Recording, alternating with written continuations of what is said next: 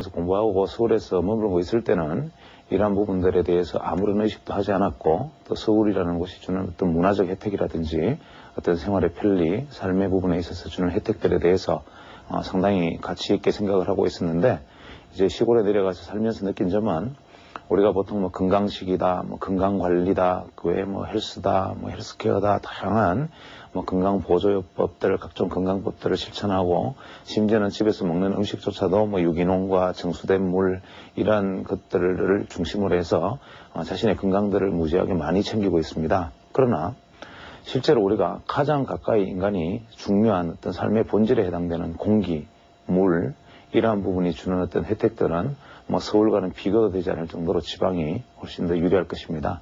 그래서 우리가 보통 삶의 부분에 있어서 어떤 문화적 혜택, 그 외 각종 어떤 혜택과 맑은 물과 맑은 공기가 주는 기본적 혜택 중에 어떠한 곳에 무게를 두느냐에 따라서 지방의 삶이 우월할 수도 있고 서울의 삶이 우월할 수도 있죠.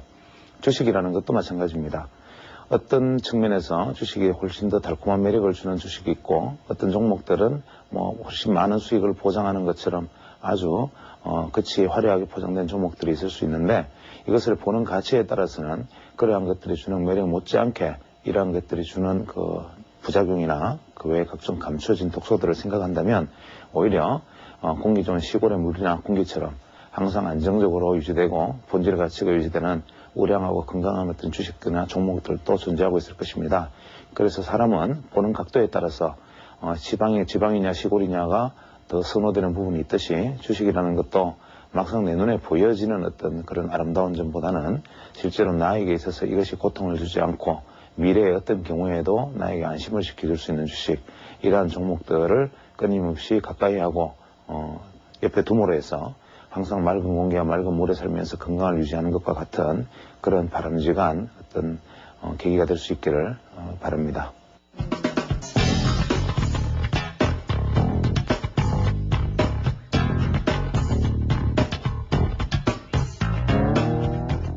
지난 시간에 이제 그 일목균형표에 대해서 일목균형표 차트를 배우기에 앞서서 일목균형표의 어떤 기본적인 개념들에 대해서 파동론과 가격론에 대해서 일단 설명을 드렸습니다.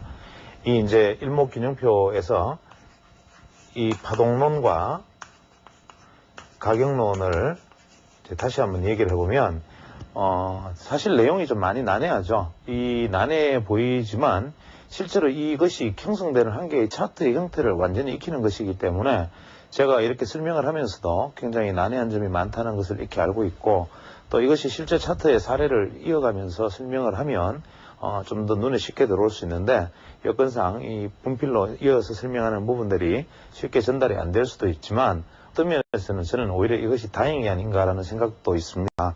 즉 어떠한 어떤 새로운 것들에 대한 제가 이전번에 말씀드린 것처럼 어떠한 새로운 것들이 다양하게 있으면 그 모든 것을 다 알기보다는 이것들이 형성되게 되는 어떤 동기나 과정들에 대한 이해만 주어진다면 사실은 어떤 새로운 기법들에 대한 것은 익힐 필요도 없는 것이기도 합니다. 그래서 지난번에 말씀드렸던 이 파동론과 가격론, 이 파동론은 기본적으로 N파동이 중심이 되어 가지고 움직이고 결국 P파동과 Y파동, S파동은 조정 내지는 연속 혹은 전환의 모습을 보이는 하나의 어떤 조정파동에 해당된다. 특히 M파동이 기본 형태인데 M파동은 보통 5개 혹은 7개, 최대 9개의 파동으로 형성된다. 그 다음에 이것을 사이에 러닝 컬렉션을 보는 S파동이 만약에 접착된다면 이 숫자만큼의 파동이 연결된다. 그 다음에 가격론은 이 N파동에 있어서 가격의 목표치를 형성하는데 이 가격론에서 가격을 형성하는데 목표치로 삼는 것은 우리가 이익계산법, V계산법, 그 다음에 NP계산법, 다양한 계산법들이 존재한다. 이러한 것들을 이야기를 했습니다. 그 다음에 물론 N계산법이 빠졌네요. N, E, V, NP 계산법을 이야기했고 이 V나 NP 계산법 같은 경우에는 보합 박스에서 계산되는 방법이다. 그 다음에 이 각자의 계산법을 구한 다음에 이 계산법의 상하의 진동폭을 목표치의 진동폭이라고 놓고 본다. 이까지가 이제 가격론이라고 본다면 이것이 엘리어트 파동과 크게 다름이 없고 다만 보는 눈이 틀릴 뿐이다 라는 말씀을 드렸는데 제일 마지막으로 이제 이 가조우 씨가 말한 시간론. 이 시간론이 바로 이분이 말하고자 했던, 어떤 면에서는 이분이 엘리어트 파동을 저는 접했다고 생각을 하지만, 이분이 엘리어트 파동에서 자기가 위협하다고 생각했던 부분, 혹은 주식시장에서 시간이라는 것을 어떻게 가격과 연결을 시킬 수 있을까, 시간이라는 것을 어떻게 가격과 함께 얘기할 수 있을까를 나름대로 고심을 해서 만들어낸, 어떻게 보면 자신의 최대 역작이지만, 이분이 아쉽게도 1983년에 타결을 하시면서 마무리 짓지 못했던 부분 역시 시간론이다. 그래서 이분이 말한 당시까지 했던 시간론은 이분이 자신있게 주장한 게 하는 게 있습니다. 즉, 시세는, 원래 일목균형표는 시세는 균형을 향해 나아간다. 이것이 일목균형표의 모토다. 그러면 일단 모토를 하나 적어놓고 시작하죠. 시세는 균형점을 향해 나아간다. 이것이 일목균형표의 핵심에 관통하는 하나의 흐름입니다. 즉, 시세가 균형점을 향해 나아간다. 시세가 균형점을 향해 나아간다라는 대전제 다음에 오는 것이 이제 시간론에 대한 얘기인데, 이 시간론에 대해서는, 이 시간론이 시세에는 변화일이 존재한다. 이러한 슬로건으로 바뀌게 됩니다. 즉, 시세가 균형점으로 가기 위해서는, 예를 들어서 주가가 오르고 있었다면 하락하는 변화가 일어나야 되고, 다시 하락하고 있었다면 다시 상승하는 변화가 일어나야 됩니다. 즉, 이러한 어떤 변화라는 것은 시세가 균형으로 가기 위한, 어떠한 경우에도 시세는 균형으로 가기 위한 흐름을 보이는데, 그 중간중간에 변화의 지점이 있는데, 우리는 이 변화의 지점을 가격의 눈으로만 바라보았다 이거죠. 물론 이 가져오 씨도 이 가격의 눈과 시간의 눈을 결부시키지는 않았지만, 이분이 시간에 주목을 했다. 이것은 엘리어트 파동에 있어서 맹점을 간파했다라는 뜻이 되는 겁니다. 그래서 이분이 말하는 변화일이 존재한다. 즉, 시세의 변화일이라는 이 변화일은 뭐냐? 이 변화일을 이분은 두 가지 시간론의 어떤 차이를 가지고 얘기를 했습니다. 즉, 기본 수치라는 수치와 대등 수치라는 수치를 두고, 이 수치가 해당하는 급의 날짜일, 즉 이 기본 수치의 날짜일과 대등 수치의 날짜일이 변화일이다라고 말을 했는데, 이 기본 수치의 변화일은 뭐냐 하면 과거의 경험적 결과로서 존재하는 절대값이다. 즉, 기본 수치는 과거의 인간이 경험적 결과, 즉 어떤 상거래에 있어서, 주식에 있어서, 혹은 뭐 어떤 여러 가지 일들에 있어서 경험적 결과론, 이것이 선험적으로 우리는 익혀왔고, 그것을 자연계에서 깨닫지 못했는데, 자기가 2,000명의 아르바이트생을 동원해서, 혹은 얼마나 이것이 과장인지는 모르겠습니다만은 어쨌거나 많은 사람을 동원해서 과거에 일본에서 심지어는 다다미를 만드는 매듭배수까지, 심지어는 미국에서 가마니를 사왔을 때 그 가마니의 질과, 심지어는 살을 포대기에 퍼서 이 포대기에 담겨져 있는 살의 알수를 세면서까지 존재했던 것, 막부시대에 존재했던 미국 거래 양상까지 모든 것을 검토한 다음에, 혹은 2차 대전 전이니까 그 당시에 2차 대전 전에 일본의 금융계가 형성되는 그 과정들을 소거를 전부 되새겨서 8년간 조사를 하면서 자기가 결론을 내린 이 경험적 결과론적으로 존재하는 절대값, 이것이 바로 기본수치라고 정의를 했습니다. 이 기본수치는 우리가 바로 얼마를 이야기했느냐면 9, 17, 26, 33, 42, 65, 76, 129, 226, 676, 이 복잡한 숫자를 가지고 이분은 기본 수치라는 얘기를 했습니다. 즉, 이 수치는 뭐냐? 문자 그대로 날짜입니다. 내가 현재 알고자 하는 날짜로부터, 오늘의 날짜로부터 9일 후 17일째 되는 날, 26일째 되는 날, 이렇게 날짜를 정하고, 이 한 개의 날짜를 가지고 이 9를 우리가 1절, 이 9를 1절이라 그러고, 두 번째 17의 숫자를 2절, 26을 3절이라 그러면서 이 1절, 2절, 3절째에 해당하는 26을 1기라고 했습니다. 1기는 기간의 기자가 되겠죠. 즉 9, 1절, 17, 2절, 26, 3절을 한 개의 기로 끊었다.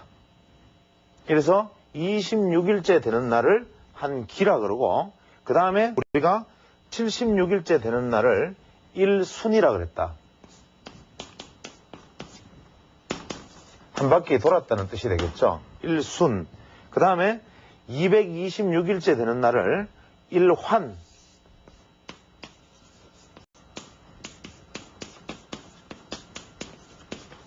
1환이라 그러고, 676일째 되는 날을 1순환이라 그랬다. 1순환. 이렇게 얘기했다. 이것이 무슨 뜻이냐? 지금 현재 제가 이렇게 써놓으면 이 방송을 보시는 분들이 대체 저 친구가 지금 무슨 얘기를 하나라고 생각하시는 분이 많을 줄로 믿습니다. 그런데 이분이 생각한 수치의 이야기는 뭐냐면, 한 개의 파동이 형성되는 한 개의 파동이 9일이 걸린다. 그 다음에 눌림목을 완성하는데 17일이 걸리고, 다시 상승해서 한 개의 M파동을 마무리 짓는데 26일이 걸린다 이 뜻입니다. 즉 물론 여기에서 좌우 변동폭을 9의 경우에는 7에서 11일까지, 17일의 경우에는 13에서 20일까지 이런 식의 좌우 변동폭을 다 두고 있습니다만은, 큰 줄기로는 이러한 것을 9일, 17일, 26일에 한 개의 파동이 완성되고, 이 한 개의 파동이 완성되는 날짜, 이 26일을 1기라 했다. 그러면 26일이 2개가 되면 2기가 되고 3기가 되겠죠. 그 다음에 이러한 것이 한 개의 완전 상승 파동으로 끝나는 시세의 고점에 이르는 부분을 한 바퀴가 돌아서 1순이라 하고, 그 다음에 완전히 한 바퀴 돌아서 하향까지 내려온 이 지점을 1환이라 하고, 이것이 파동을 그려서 이 전체의 파동이 다시 똑같은 파동을 만드는 것을 1순환이라 해서 이것을 대순환이다. 즉, 이 복잡한 것처럼 보이는 이 숫자들이 엘리어트식으로 이야기하면 소파동 3, 4, 5 한 개 파동, 1, 2, 3 두 개 파동, 1, 2, 3, 4, 5 또 한 개 파동, 1, 2, 3 두 개 파동, 1, 2, 3, 4, 5 이렇게 파동해서 1, 2, 3, 4, 5가 되고, 이것이 좀 더 큰 상위 파동에서는 한 개의 상승 파동이 되고, 즉 극소파동, 소파동, 중간파동, 대형파동, 대파동, 그랜드 사이클, 슈퍼 사이클, 슈퍼 그랜드 사이클, 이렇게 엘리어트 파동에서 크게 잡아갔던 이 형식을 이분은 이렇게 바로 절, 기, 순, 환, 순환이라는 이름으로 붙이고, 그래서 이 파동을, 사이즈를, 볼륨을 계속 붙이고, 그것이 결정되는 날짜들이 존재한다. 미리 꺼버리는 겁니다. 즉 엘리어트 같은 경우에는 형성된 파동의 모습을 보고, 이제 중간 파동이 한 개의 상승 파동이 마무리되고 조정이 끝났구나라고 얘기하지만, 이분 같은 경우에는 황당하게도 시간의 변화일이 존재한다고 그러면서 절대 수치로는 9, 17, 26 날짜를 딱 정해놓고 이 날짜에 파동이 이렇게 마무리되는 것이야.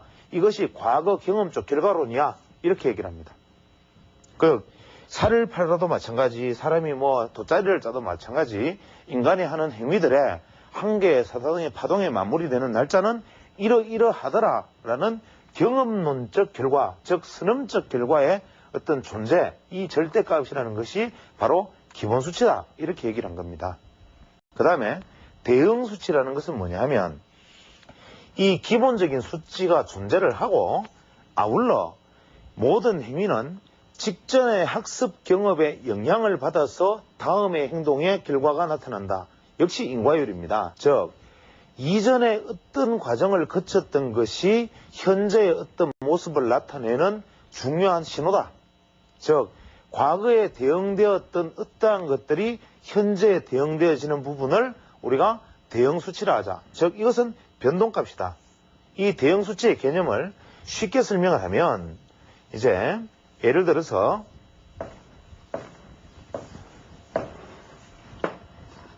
주가가 이렇게 오다가 갑자기 쭉 떨어집니다. 그 다음에 이렇게 오다가 쭉 상승을 합니다. 자, 그랬을 때 내가 현재 이 주식에 대해서 관심을 기울이는 지점은 여기다.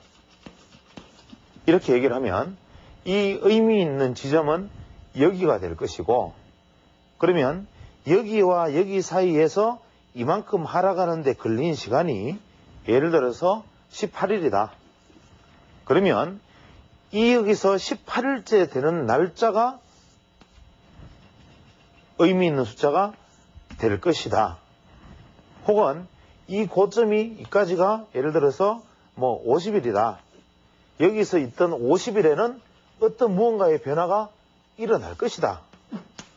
이렇게 얘기하는 것입니다. 즉, 과거에 있었던 이 지나온 이 시간의 경험, 과거에 어떤 일어났던 일의 시간의 경과, 이것이 현재 일어날 일과 앞으로 일어날 변화에 영향을 미친다. 이것과 이것에 대응을 한다 해서 이것은 대응 수치라고 부른다. 그 다음에 이것과 아울러 이 지점에서 무조건 17일째 되는 날, 9일째 되는 날과 17일째 되는 날은 또 변화한다. 이것은 절대적인 값이다. 즉, 이렇게 되면 18일째 되는 날과 17일째 되는 날이 비슷하게 겹치는 날이니까 여기는 결정적 변화의 일이다. 이런 이야기인데, 현재 이 이야기는 제가 조금 이따 이어나갈 일목균형표의 파동론으로 연결이 되면 이해가 됩니다. 즉, 이 이야기는 뭐냐 하면 일목균형표는 이유 불문하고 무조건 정해놓은 날짜가 존재를 하고, 그 다음에 그 이전에 변화한데 대응해서 변화하는 것들이 존재하는 두 가지다. 일목균형표의 핵심은 주식시장뿐만 아니라 자연계를 지배하는 모든 질서에 확정적으로 존재하는 무엇, 그 다음에 과거에 일어났던 요 직전에 일어났던 요 무엇, 요것이 현재 나타날 것에 영향을 미친다. 이 이야기입니다. 그래서 이것을 시간론이라고 그러는데, 실제로 이 일목균형표 상에서 시간론을 적용을 해보면 굉장히 그럴듯하게 저는 맞습니다. 제가 오히려 컴퓨터가 지금 연결이 되어서 화상으로 바로 나가지 않는 것이 다행이다라고 말을 하는 이유도 바로 그 점인데, 만약에 어떤 종목을 가지고 이 시간적 인과율의 대응 수치를 따져서 앞도로 이렇게 맞추면 지금 시청하시는 분들이 보면서 이렇게 신기할 수가 있나라는 반응을 분명히 보이실 수 있습니다. 그러나 우리는 여기에서 바로 속임수가 있다는 것을 깨달아야 됩니다. 제가 일전에도 한번 이런 얘기를 드린 적이 있는지 모르겠지만, 예를 들어서 우리가 어떤 추세라고 가정을 하고 이러한 주가의 움직임이 이렇게 있으면 우리가 딱 해서 정중하게 이렇게 선을 딱 꺼보면, 야, 어떻게 희한하게 주가가 누가 이렇게 전문가가 꺼주면 어떻게 희한하게 주가가 이렇게 지지를 받고 이렇게 지지를 받고 또 여기 빠지니까 되돌아 들어오고 여기 빠지니까 이렇게 도로 빠지지, 참 신기하다. 이래서 전문가들이 끊는 추세선이라는 게 참 틀리구나라고 보통 설명을 합니다. 지나간 차트를 가지고 이렇게 설명을 하면, 그런데 투자자들이 차트를 하나 딱 두고 아무 의미 없는 점을 하나 쑥 꺼버리면 이것이 또 역시 보면 이것이 주가가 지지받고 저항받고 지지받고 저항받는 모습을 그냥 볼 수 있습니다. 즉, 무질서하게 카오스처럼 변화하는 이 안에서 어떠한 선을 긋더라도 그 선은 나름대로 다 의미 있는 선을 형성한다는 것이 바로 랜덤워크 이론인데, 이것도 시간적 변화율이라는 건 역시도 이것이 대응 수치다, 기본 수치다하고 아무리 이야기해봐야 실제로 이것은 정해져 있는 수치에 대응하는 것에 지나지 않는다. 이것은 분명히 우리가 기억해야 됩니다. 그러나 이것을 왜 대등 수치를 가지고 이야기를 하느냐? 이것은 일목균형표를 그림을 그려나가기 위해서입니다. 자, 그러면 여기서 우리는 시간론과 가격론과 파동론을 일단은 한번 익혔습니다. 그래서 특히 파동론, 가격론, 시간론을 이야기하면서 특히 경험이 적으신 분들이나 혹은 좀 연로하신 분들은 지금 저 친구가 무슨 소리를 하고 있는 거야 라고 생각을 하실 것이라고 생각을 하는데, 이것은 지금 저한테 들은 이야기로 흘려 들으셔도 사실 무방합니다. 그러나 일목균형표라는 것을 차트로서 활용하기 위해서는 한번 거쳐가야 할 산이었기 때문에 제가 드린 말씀이고, 이제 요까지의 어떤 이 가조시의 이야기를 기본으로 접어두고 이제 일목균형표라는 차트에 대해서 이제 한번 들어가 보기로 하겠습니다. 일목균형표라는 차트는 우리가 보통 알기로 일단 전환선, 그 다음에 기준선, 선행경관 1, 선행경관 2, 후행경관, 이렇게 5가지의 선으로 표시를 합니다. 이제 집에서 각자 HTS가 있던 분이나 혹은 전문 차트 프로그램이 있는 분들은 여기서 한번 일목균형표를 띄워보시기 바랍니다. 띄워보시면 아주 예쁜 구름대가 나타나고 몇 가지 선이 나타나면서 그 옆에 요 선은 전환선, 이 선은 기준선, 이런 글씨가 나타나 있습니다. 여기서 전환선, 기준선, 선행경관, 선행경관 2, 후행경관, 이게 뭐를 의미하느냐면 주식에 있어서는 시세에 균형점이 있다.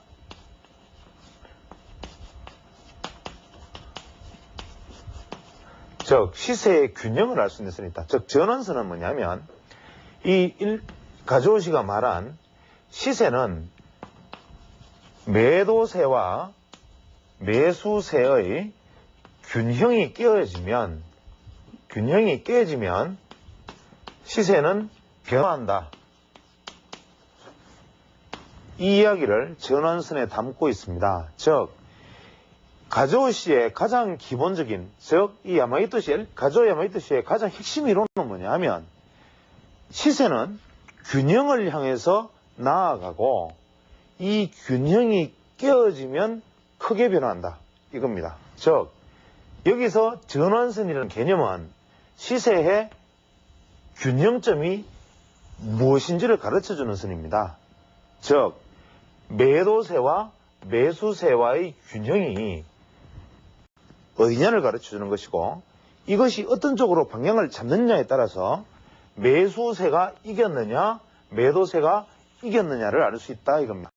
즉 이 전환선은 그러나 이렇게 복잡한 철학적인 이야기를 해두고 가조시는 항상 시세는 모호하면 단순화하라. 그래서 자기가 차트를 만드는 모든 이론 자체의 수치 대입마저도 지극히 단순화해서 구성을 했습니다. 즉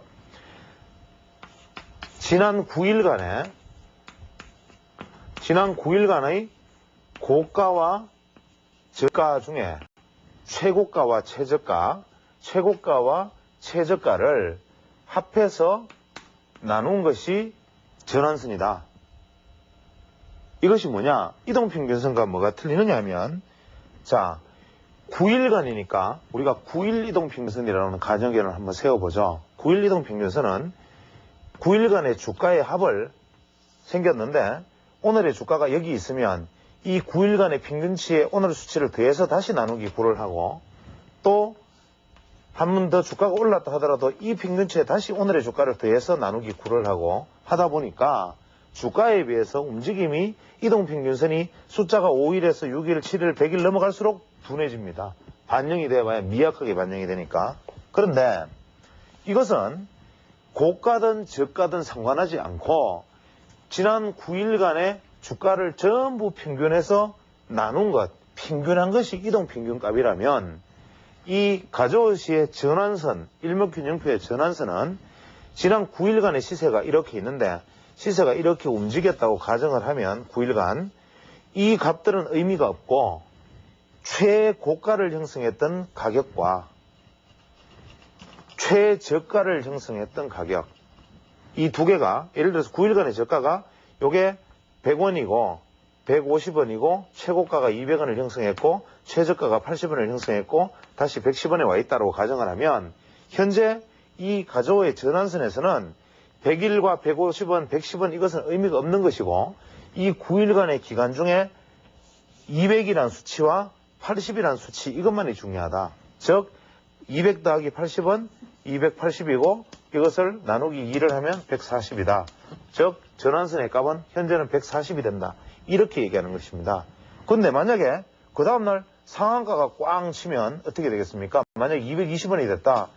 이 앞에 것 아무런 의미가 없고 이것도 200일도 갑자기 의미가 없어지고 80원과 200원의 차이가 될 것이고 그 다음 상한가 치면 무서운 속도로 전환선이 올라갑니다. 즉 고가를 형성하거나 저가를 형성할 때마다 전환선이 팍팍 꺾이게 되는 것이죠. 그래서 시세의 균형이 얼마나 크게 무너졌는지 혹은 시세의 균형이 얼마나 크게 돌파했는지를 보여주는 것이 바로 전환선이다. 즉 전환선에 대해서 우리가 기억해야 될 것은 뭐냐 하면 시세의 균형점이다. 그 다음에 기준선은 뭐냐 하면 시세의 추세를 보여주는 것이다. 시세의 트렌드, 즉 추세의 방향을 알려주는 것이다. 이것이 중요한 이야기입니다. 즉 트렌드, 즉 방향, 추세의 방향을 알려주는 것이다.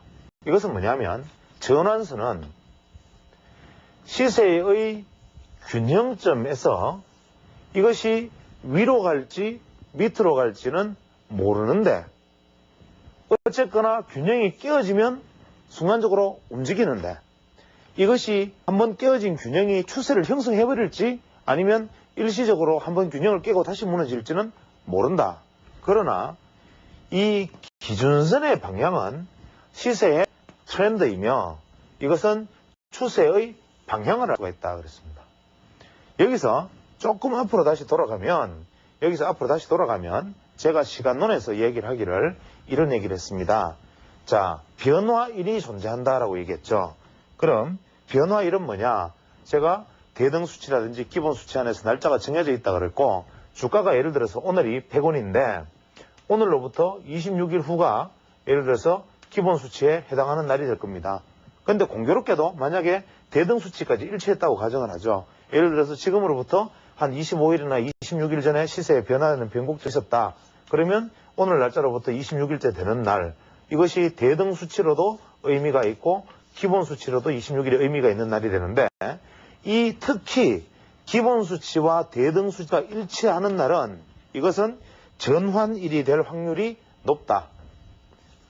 전환일이 될 가능성이 높다. 즉 시세의 방향이 이렇게 가고 있었다면 팍 꺾이거나 아니면은 더 가거나 혹은 상승 추세가 보합으로 가거나 상승이 하락으로 가거나 하락 추세가 보합으로 가거나 하락이 추가 하락하거나 하락이 상승하거나 간에 시세의 변화가 일어나는 날이다. 특히 이 기준수치와 대응수치가 일치하는 날 이것은 기본이다. 그런데 만약에 재미있는 것은 만약에 상승 추세에서 전환일을 맞이하면 이분이 말씀을 하기를 전환일에 전환하지 않으면 추세가 강화된다라고 얘기했습니다. 이야기 앞으로 돌아가서 다소 조금 혼돈되시겠지만 전환일에 전환되지 않으면 시세는 강화된다 이렇게 말을 했습니다. 그 다음에 시세는 예측할 수 없고 전환의 지점을 예측할 수 있다. 즉 이 가저우시가 말한 일목균형표의 핵심은 뭐냐면 매매의 핵심이 되는 급소일을 아는 것이지 이것이 오른다 내린다를 아는 것이 아니다 이겁니다. 그래서 일목균형표를 가지고 지금부터 주가가 오른다, 지금부터 주가가 떨어진다라고 말하는 것은 일목균형표를 이해를 잘못한 것이고 일목균형표 상에서 주가가 전환일에 도달을 하면 상승 추세에 딱 오면 전환일에 오면 들여다봐야 된다 이겁니다. 들여다보다가 상승하는 추세가 하락 추세로 전환이 되면 이 특히 기본값과 대등값이 일치하는 날에 시세가 도착을 했는데 이것이 방향이 바뀌면 이제부터는 당분간 추세가 완전히 역전될 것이라는 것을 우리가 알고 있어야 된다. 즉 변화일에 상승 추세가 왔다가 변화일에서 꺾이면 이제부터 하락 추세 전환이다. 하락하던 추세가 전환일에 다가왔는데 상승 반전을 하려고 그러면 과거와는 달리 이거는 정말 추세 반전이다. 이렇게 판단하는 것이다.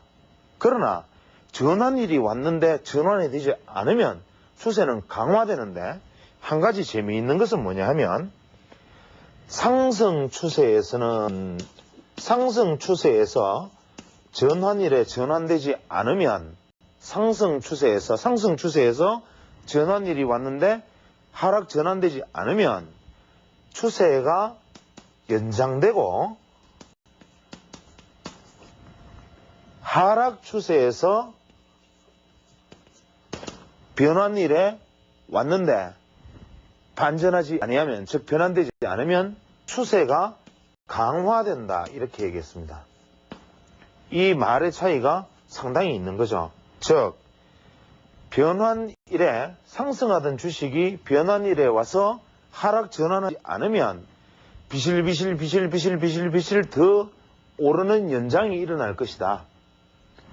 하락하는 추세에서 전환일에 왔는데 상승 전환되지 않으면 급나간다.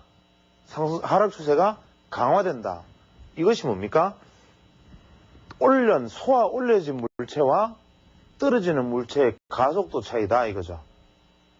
상승하는 것과 하락하는 것은 근본적으로 에너지가 틀린데, 제가 일전에 그런 말씀을 드렸다시피 하락할 때 하락 종목의 차트를 뒤집어 놓고, 자, 지금 이 종목을 사야 되겠습니까? 안 사야 되겠습니까? 이유는 이 차트를 뒤집어 놓으면 이렇게 고점에서 이제 완전히 천정 모양입니다. 그러면 여러분이 만약에 이 종목을 들고 있다면 여기서 팔겠습니까? 안 팔겠습니까?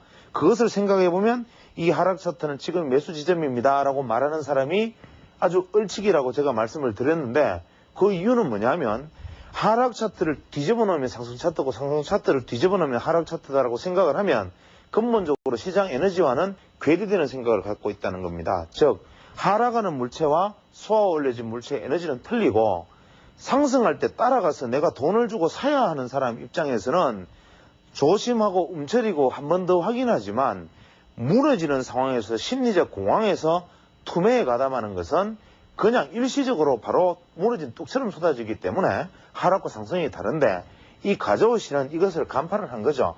상승 추세에서 변화일에 도래해서 추세가 변화되지 않으면 상승은 연장된다.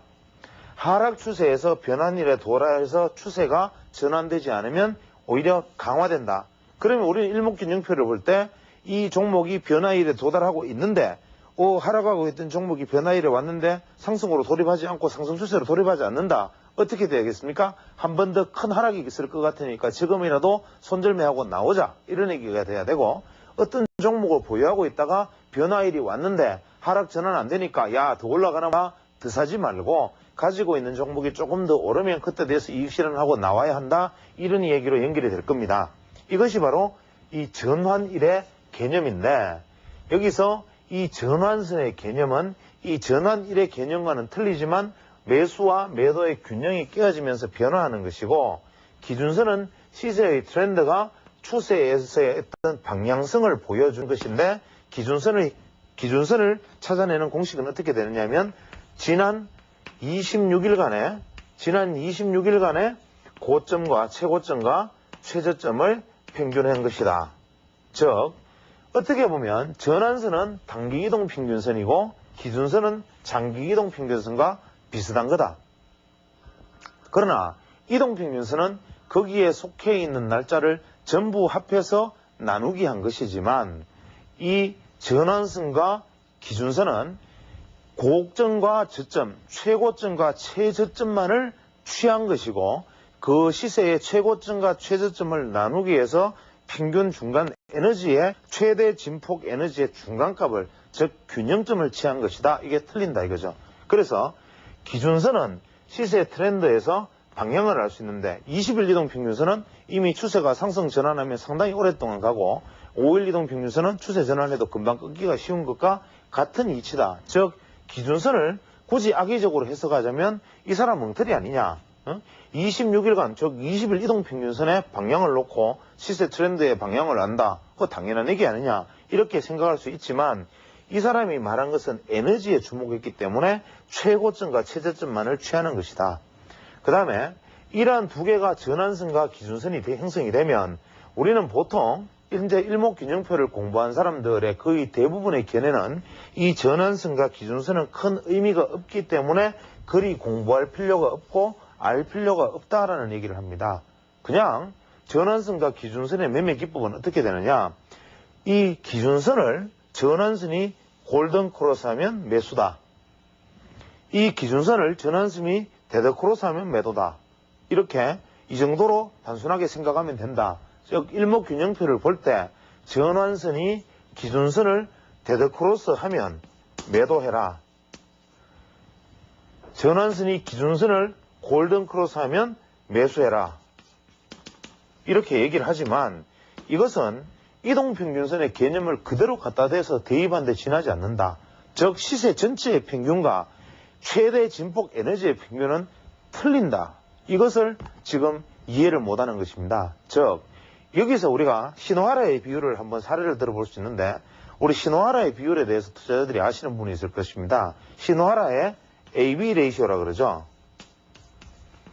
나중에 이런 어떤 보조지표들에 대해서 얘기할 기회가 있을지 모르겠지만 시노하라의 A 레이시오와 시노하라의 B 레이시오는 26일간의 에너지 중에서 시가 대비 고가와 시가 대비 저가의 합을 26일간 나눈 것, 혹은 전일 종가 대비 고가와 전일 종가 대비 저가를 나눈 것. 이것이 왜냐? 왜 중요하냐? 왜 이것이 전일 종가 대비가 B 레이시오, 현재 시가 대비 고가 저가가 A 레이시오냐?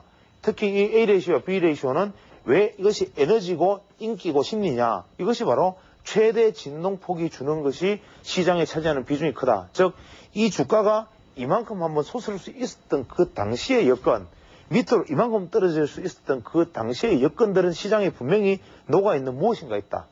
즉 무조건 이것들을 평균해가지고 이동평균에서 바라보고 보는 것이 아니고 왜 그 순간에 9일 이내에 이만큼 한번 솟을 수 있었던 에너지가 존재했던가, 왜 이만큼 떨어질 수 있던 에너지가 존재했던가에 주목한 것이 바로 이 전환선과 기준선의 개념이 되고, 이것이 나중에 뭐 시노하라의 개념과도 비슷하게 일치하는 부분이 있는데, 재밌는 것은 시노하라의 AB 레이시오도 26일 기준으로 삼고 이 가조의 이동평균선도 이동평균선의 기준선은 26일로 삼았고, 제가 앞에서 말씀드렸던 이 26일이라는 것도 우리가 기본값에 있어서 굉장히 절대치로서 굉장히 중요한 의미를 가지고 이것이 한 기, 1기라고 얘기한다 그랬죠. 한 개의 주기다. 그러면 이 26이라는 의미가 왜 이 사람들한테 그렇게 중요하게 작용을 했던가라는 것을 질문을 해보면, 이 사람의 책에는 뭐 재밌는 이야기들을 합니다.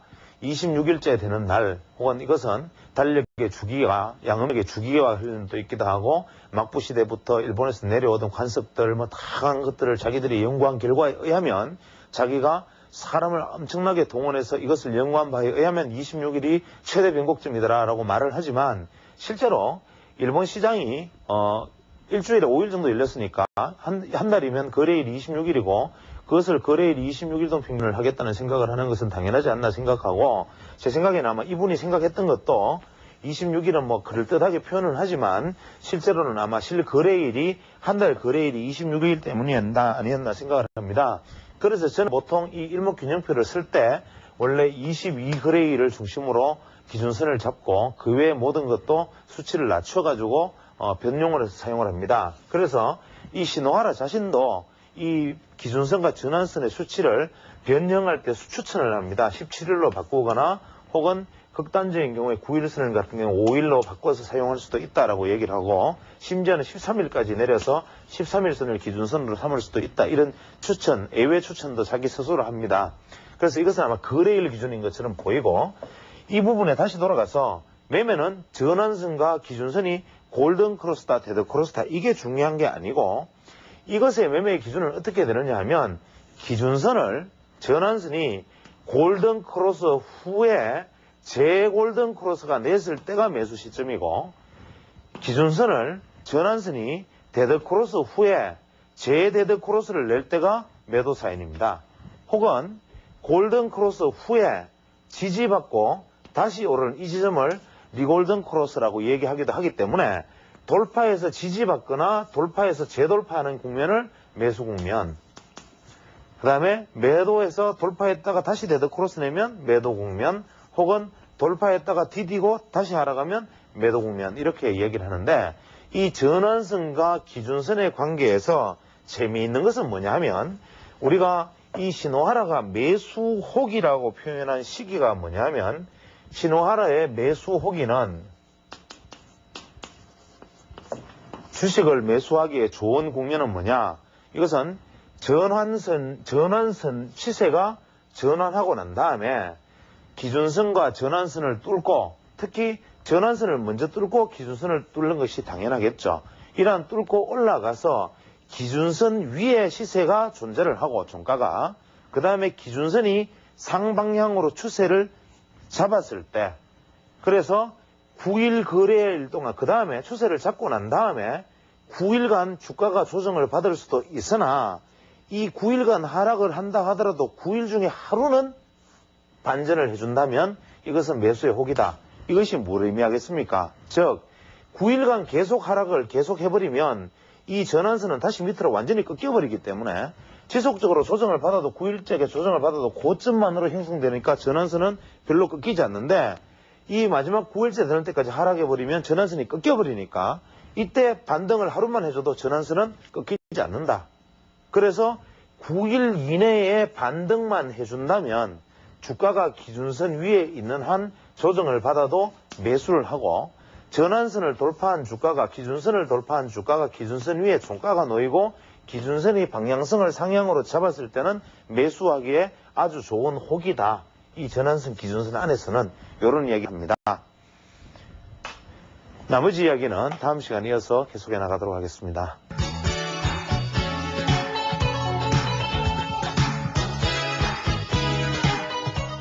일단 먼저 이것은 제가 생각하는, 이것은 순수히 제 개인의 생각이기 때문에 경우에 따라서는 오해가 있을 수 있는 부분들을 양해하시기 바라고, 저는 제 개인적으로 일단 우리나라에서 중소형 증권사들을 거의 통폐합하고 현재 증권사의 수를 획기적으로 줄여야 된다고 생각합니다.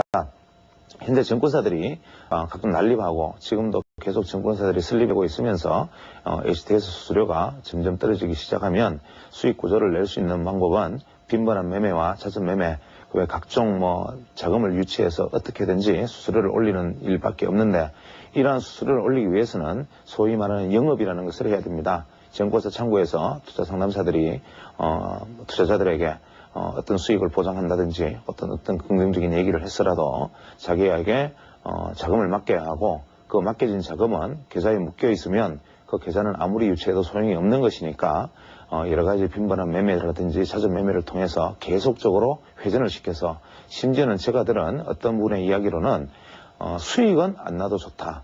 다만 크게 손실나지 않는 범위 안에서 회전율을 계속 얼마 이상으로 높여줄 수 있겠느냐는 조언으로, 제안으로 모 증권사 지점에서 수익률을 쇠어하자, 운용에 대한 어떤 대가를 쇠어하자, 이런 제안까지 있다고 합니다. 지금 각 증권사, 중소형 증권사 같은 경우에는 내부에 상관하는 직원 이외에도 그 이외 어떤 형식으로든지 이익을 쇠어하는, 즉 우리가 수수료를 가지고 쇠어해서 나눌 수 있는 사람들이 계약적으로 암암리에 존재한다고 알려져 있고, 실제로 그것이 사실인지 아닌지 제가 확인할 방법은 없습니다만은, 이러한 일들은 분명히 시장에 긍정적인 영향보다는 부정적인 영향을 미치게 되고, 특히 모 증권사, 유명한 중소형 증권사의 모모 지점, 무슨 증권사의 모모 지점은 무슨 종목의 작전, 또 무슨 지점은 무슨 종목의 작전, 무슨 종목에서는 어떤 종목을 250만 주를 가지고 있는데 얼마에 도달하면 매도한다, 이런 종류의 루머들이 시장에 돌아다닐 정도 된다면 이러한 것들은 이미 하나의 폐해가 되기 시작했다고 생각됩니다. 또 다분히 위탁 수수료가 계속 내려간다고 해서 그것이 투자자들에게 무조건 좋은 일인가라는 측면에서도 한번 생각해 볼 만한 필요가 있고, 이러한 어떤 난립 현상을 규제함으로 해서, 혹은 투자를 상담할 때 어떤 윤리성이 결여된 부분으로 일어나는 부분들, 이러한 문제들을 생각할 때 중소형 증권사의 대대적인 통폐합이 필요하지 않나라는 생각입니다. 두 번째로는 우리가 수급의 문제인데, 수급의 문제는 제가 기회 있을 때마다 끊임없이 얘기하고 있지만, 수급은 반드시 서울에서 공부하고 서울에서 머물고 있을 때는 이러한 부분들에 대해서 아무런 의식도 하지 않았고, 또 서울이라는 곳이 주는 어떤 문화적 혜택이라든지 어떤 생활의 편리, 삶의 부분에 있어서 주는 혜택들에 대해서 상당히 가치 있게 생각을 하고 있었는데, 이제 시골에 내려가서 살면서 느낀 점은 우리가 보통 뭐 건강식이다, 뭐 건강관리다, 그 외에 뭐 헬스다, 뭐 헬스케어다, 다양한 뭐 건강보조법들, 각종 건강법들을 실천하고, 심지어는 집에서 먹는 음식조차도 뭐 유기농과 정수된 물, 이러한 것들을 중심으로 해서 자신의 건강들을 무지하게 많이 챙기고 있습니다. 그러나 실제로 우리가 가장 가까이 인간이 중요한 어떤 삶의 본질에 해당되는 공기, 물, 이러한 부분이 주는 어떤 혜택들은 뭐 서울과는 비교도 되지 않을 정도로 지방이 훨씬 더 유리할 것입니다. 그래서 우리가 보통 삶의 부분에 있어서 어떤 문화적 혜택, 그 외 각종 어떤 혜택과 맑은 물과 맑은 공기가 주는 기본적 혜택 중에 어떠한 곳에 무게를 두느냐에 따라서 지방의 삶이 우월할 수도 있고 서울의 삶이 우월할 수도 있죠. 주식이라는 것도 마찬가지입니다. 어떤 측면에서 주식이 훨씬 더 달콤한 매력을 주는 주식이 있고, 어떤 종목들은 뭐 훨씬 많은 수익을 보장하는 것처럼 아주 그치 화려하게 포장된 종목들이 있을 수 있는데, 이것을 보는 가치에 따라서는 그러한 것들이 주는 매력 못지않게 이러한 것들이 주는 그 부작용이나 그 외에 각종 감춰진 독소들을 생각한다면 오히려 공기 좋은 시골의 물이나 공기처럼 항상 안정적으로 유지되고 본질 가치가 유지되는 우량하고 건강한 어떤 주식이나 종목들도 존재하고 있을 것입니다. 그래서 사람은 보는 각도에 따라서 지방이냐 시골이냐가 더 선호되는 부분이 있듯이, 주식이라는 것도 막상 내 눈에 보여지는 어떤 그런 아름다운 점보다는 실제로 나에게 있어서 이것이 고통을 주지 않고 미래의 어떤 경우에도 나에게 안심을 시켜줄 수 있는 주식, 이러한 종목들을 끊임없이 가까이 하고 옆에 두므로 해서 항상 맑은 공기와 맑은 물에 살면서 건강을 유지하는 것과 같은 그런 바람직한 어떤 계기가 될 수 있기를 바랍니다.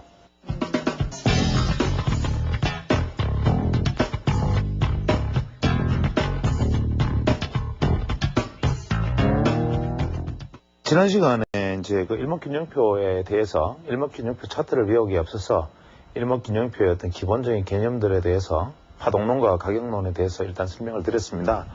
이 이제 일목균형표에서 이 파동론과 가격론을 이제 다시 한번 얘기를 해보면 사실 내용이 좀 많이 난해하죠. 이 난해해 보이지만 실제로 이것이 형성되는 한 개의 차트의 형태를 완전히 익히는 것이기 때문에 제가 이렇게 설명을 하면서도 굉장히 난해한 점이 많다는 것을 이렇게 알고 있고, 또 이것이 실제 차트의 사례를 이어가면서 설명을 하면 좀 더 눈에 쉽게 들어올 수 있는데, 여건상 이 분필로 이어서 설명하는 부분들이 쉽게 전달이 안 될 수도 있지만, 어떤 면에서는 저는 오히려 이것이 다행이 아닌가라는 생각도 있습니다. 즉 어떠한 어떤 새로운 것들에 대한, 제가 지난번에 말씀드린 것처럼 어떠한 새로운 것들이 다양하게 있으면 그 모든 것을 다 알기보다는 이것들이 형성되게 되는 어떤 동기나 과정들에 대한 이해만 주어진다면 사실은 어떤 새로운 기법들에 대한 것은 익힐 필요도 없는 것이기도 합니다.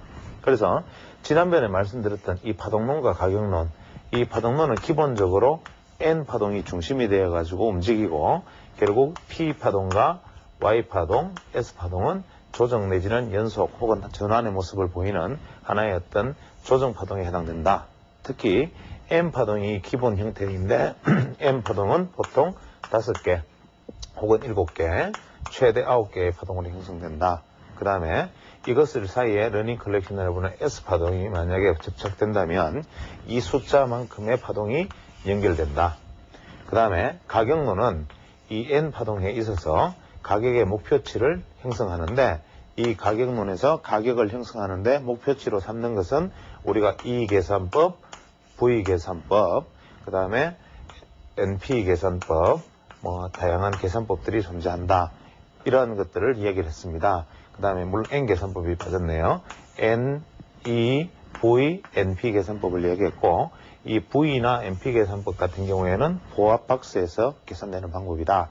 그 다음에 이 각자의 계산법을 구한 다음에 이 계산법의 상하의 진동폭을 목표치의 진동폭이라고 놓고 본다. 이까지가 이제 가격론이라고 본다면 이것이 엘리어트 파동과 크게 다름이 없고 다만 보는 눈이 틀릴 뿐이다 라는 말씀을 드렸는데, 제일 마지막으로 이제 이 가즈오시가 말한 시간론. 이 시간론이 바로 이분이 말하고자 했던, 어떤 면에서는 이분이 엘리어트 파동을 저는 접했다고 생각을 하지만, 이분이 엘리어트 파동에서 자기가 위협하다고 생각했던 부분, 혹은 주식시장에서 시간이라는 것을 어떻게 가격과 연결을 시킬 수 있을까, 시간이라는 것을 어떻게 가격과 함께 얘기할 수 있을까를 나름대로 고심을 해서 만들어낸, 어떻게 보면 자신의 최대 역작이지만, 이분이 아쉽게도 1983년에 타결을 하시면서 마무리 짓지 못했던 부분 역시 시간론이다. 그래서 이분이 말한 당시까지 했던 시간론은 이분이 자신있게 주장한 게 하는 게 있습니다. 즉, 시세는, 원래 일목균형표는 시세는 균형을 향해 나아간다. 이것이 일목균형표의 모토다. 그러면 일단 모토를 하나 적어놓고 시작하죠. 시세는 균형점을 향해 나아간다. 이것이 일목균형표의 핵심에 관통하는 하나의 흐름입니다. 즉, 시세가 균형점을 향해 나아간다. 시세가 균형점을 향해 나아간다라는 대전제 다음에 오는 것이 이제 시간론에 대한 얘기인데, 이 시간론에 대해서는 이 시간론이 시세에는 변화일이 존재한다. 이러한 슬로건으로 바뀌게 됩니다. 즉, 시세가 균형점으로 가기 위해서는 예를 들어서 주가가 오르고 있었다면 하락하는 변화가 일어나야 되고, 다시 하락하고 있었다면 다시 상승하는 변화가 일어나야 됩니다. 즉, 이러한 어떤 변화라는 것은 시세가 균형으로 가기 위한, 어떠한 경우에도 시세는 균형으로 가기 위한 흐름을 보이는데, 그 중간중간에 변화의 지점이 있는데, 우리는 이 변화의 지점을 가격의 눈으로만 바라보았다 이거죠. 물론 이 가져오시도 이 가격의 눈과 시간의 눈을 결부시키지는 않았지만, 이분이 시간에 주목을 했다. 이것은 엘리어트 파동에 있어서 맹점을 간파했다라는 뜻이 되는 겁니다. 그래서 이분이 말하는 변화일이 존재한다. 즉, 시세의 변화일이라는 이 변화일은 뭐냐? 이 변화일을 이분은 두 가지 시간론의 어떤 차이를 가지고 얘기를 했습니다. 즉, 기본 수치라는 수치와 대등 수치라는 수치를 두고, 이 수치가 해당하는 급의 날짜 1, 즉 이 기본 수치의 날짜 1과 대등 수치의 날짜 1이 변화일이다라고 말을 했는데, 이 기본 수치의 변화일은 뭐냐 하면 과거의 경험적 결과로서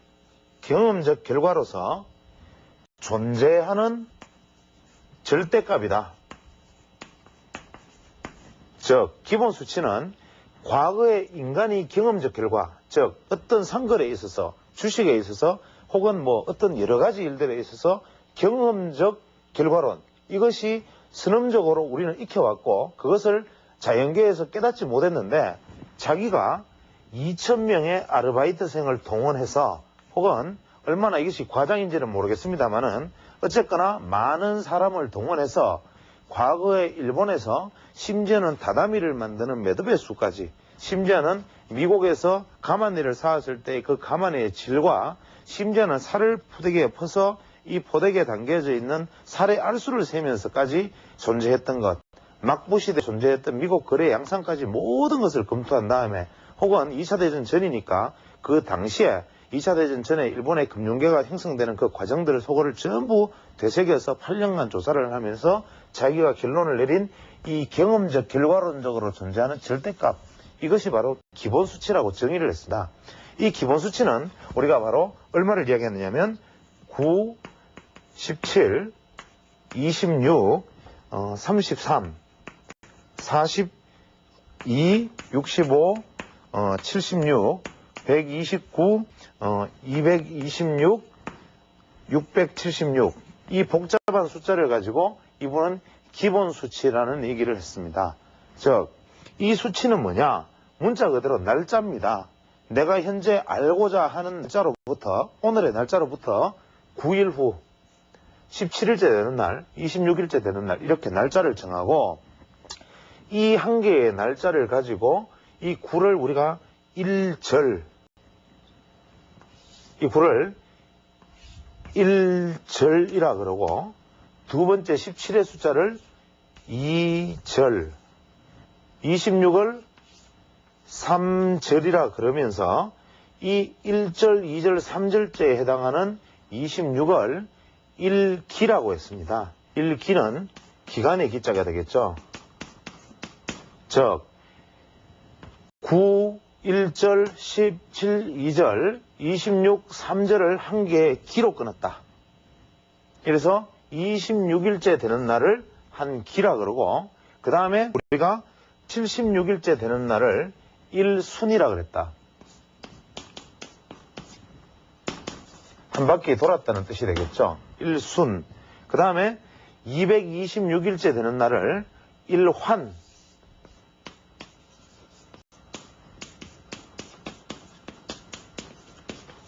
1환이라 그러고, 676일째 되는 날을 1순환이라 그랬다.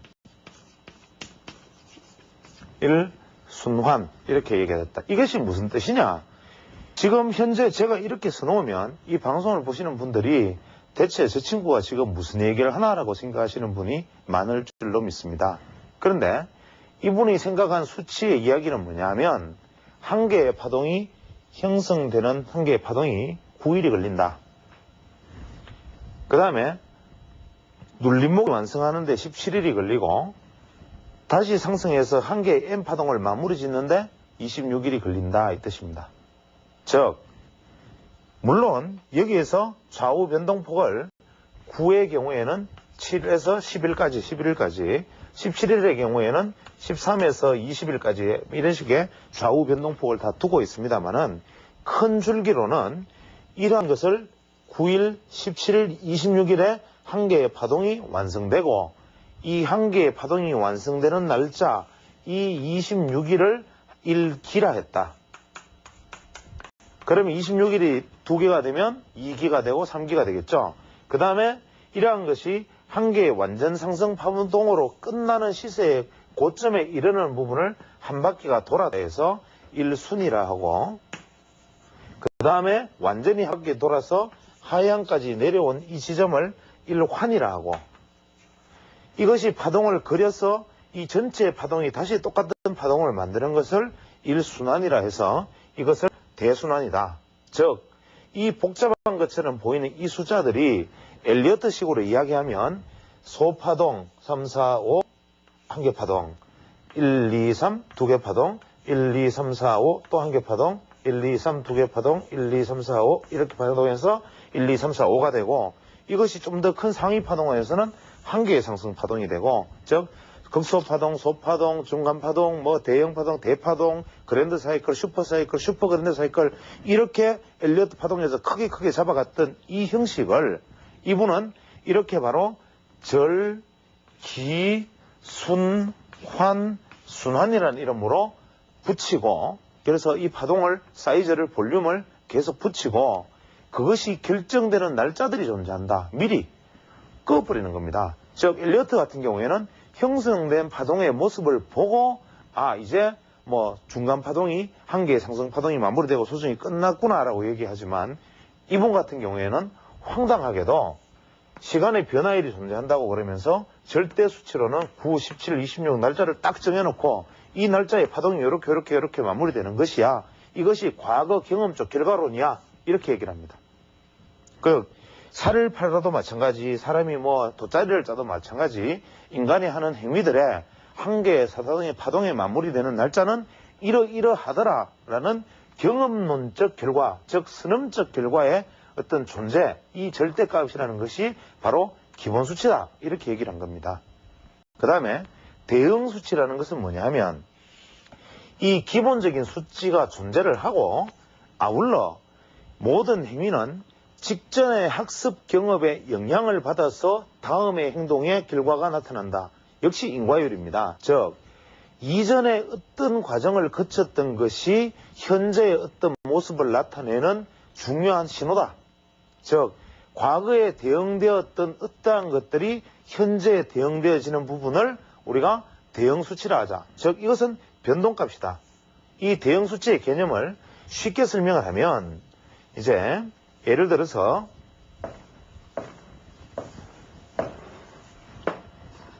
주가가 이렇게 오다가 갑자기 쭉 떨어집니다.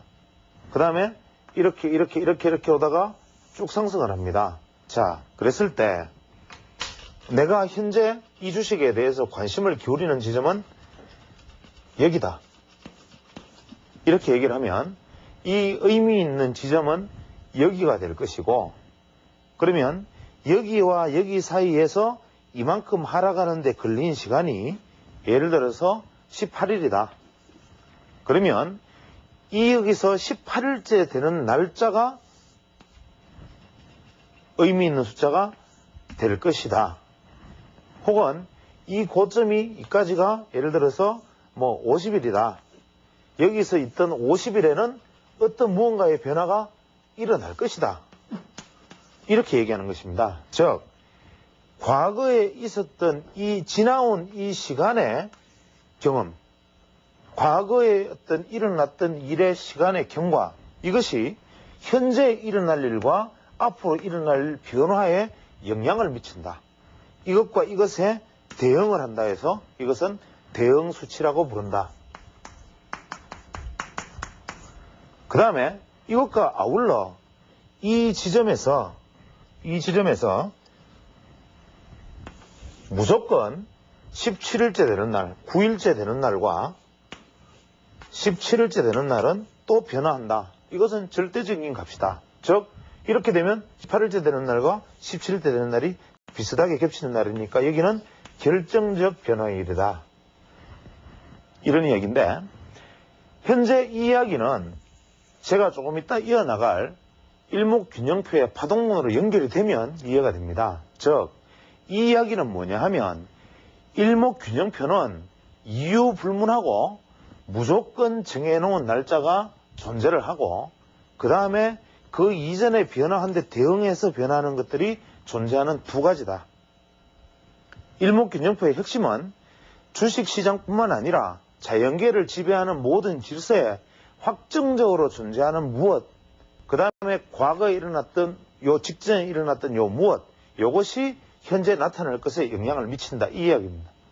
그래서 이것을 시간론이라고 그러는데, 실제로 이 일목균형표 상에서 시간론을 적용을 해보면 굉장히 그럴듯하게 저는 맞습니다.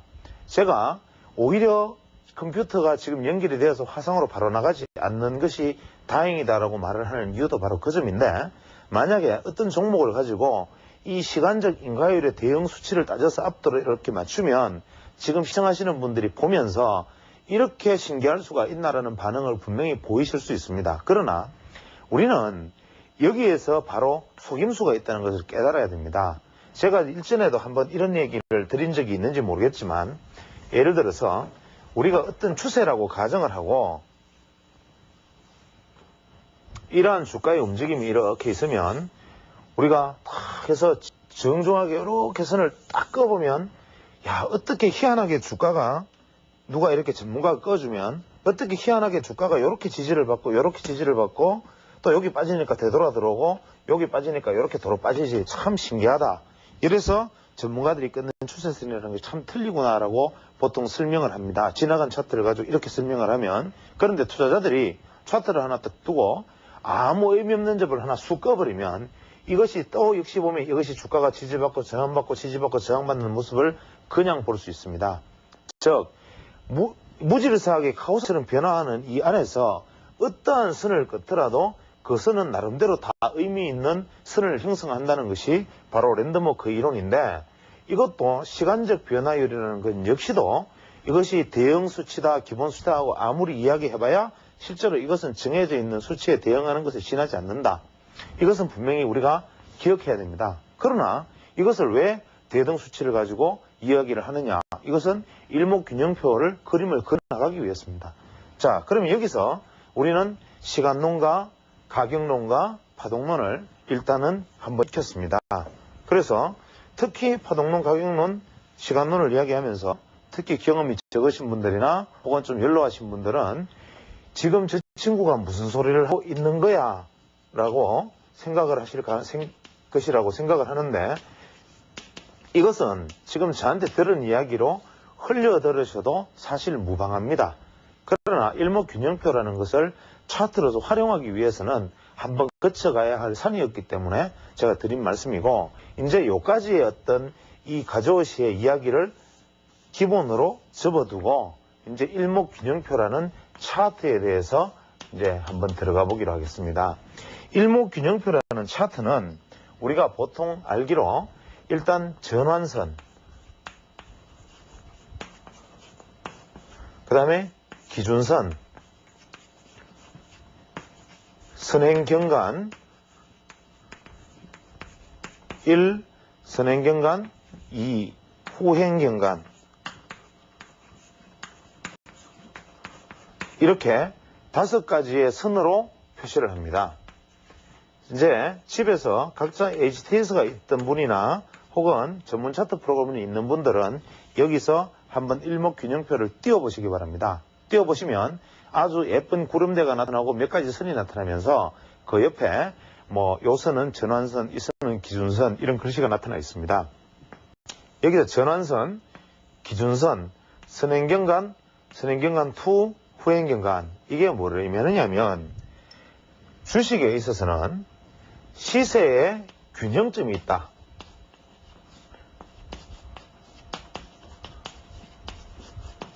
즉 시세의 균형을 알 수 있는 선이 있다. 즉 전환선은 뭐냐면 가조시가 말한 시세는 매도세와 매수세의 균형이 깨어지면